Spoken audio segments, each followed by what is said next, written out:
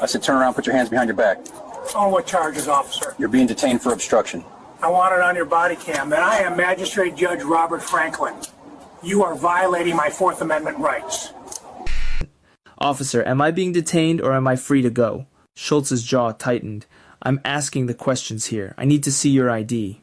I understand you're asking, but I'm trying to understand the legal basis for your request. Have I committed a crime? I'm conducting an investigation. An investigation into what specific criminal activity?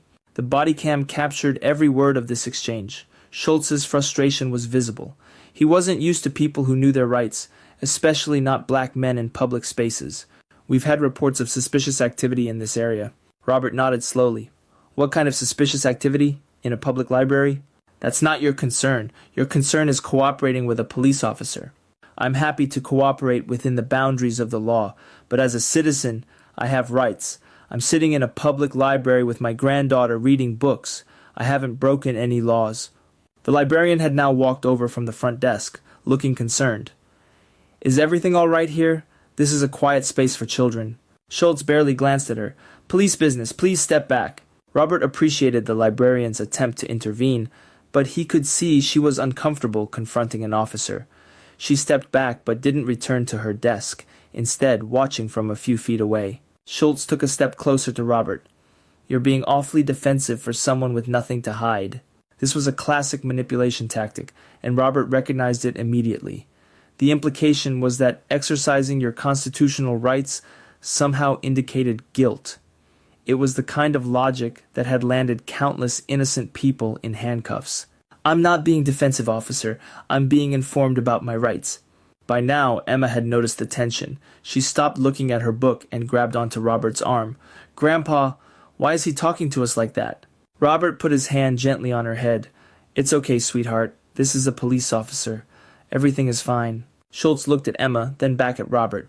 Is there anyone who can verify that this is actually your granddaughter? Robert felt a surge of anger but kept his voice steady. You want me to prove this child is my granddaughter? In a library? On what legal grounds? Like I said, we've had reports. Reports of what, specifically? A black man sitting with a lighter-skinned child? Is that the suspicious activity you're investigating? Emma was biracial. Her mother, Robert's daughter, was black. Her father was white. Emma had lighter skin than Robert, and her hair was curly but not as tightly coiled as his had been in his younger years. Robert knew exactly what Schultz was implying, and he wanted it stated clearly on the body cam. Schultz didn't answer the question directly. I need you to provide identification and contact information for the child's parents. And if I refuse based on my Fourth Amendment rights, then we're going to have a problem. The elderly woman who had been watching stood up. Officer, I've been here for an hour. This man has been reading with this little girl the whole time. They're not bothering anyone. This is a library. Schultz turned to her, irritated. Ma'am, I need you to stay out of this. I'm just saying what I've observed. They've been perfectly peaceful. Ma'am, final warning, step back. Robert looked at his granddaughter, who was now looking worried. He made a decision. He would provide his identification, but he would do so while making it clear this was under duress and not legally required. I want it stated for your body cam that I'm providing identification under protest. I do not believe there is any legal basis for this request, but I'm complying to avoid escalation in front of my granddaughter and in this public library. He reached slowly into his pocket and pulled out his wallet. He handed Schultz his driver's license. Schultz took it and looked at it. The name Robert Franklin meant nothing to him. He walked a few feet away, past the bookshelves, and spoke into his radio, running the license through the system. Robert waited patiently. Emma climbed onto his lap and he put his arms around her. He spoke softly to her, telling her everything was okay, that sometimes police officers make mistakes, but it would all be worked out. The librarian remained nearby, now joined by another staff member.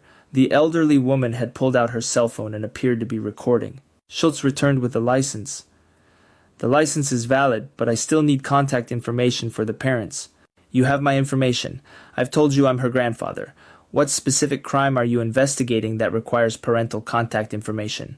I could charge you with obstruction. Robert almost laughed. Obstruction required interfering with a lawful investigation. Nothing about this stop was lawful.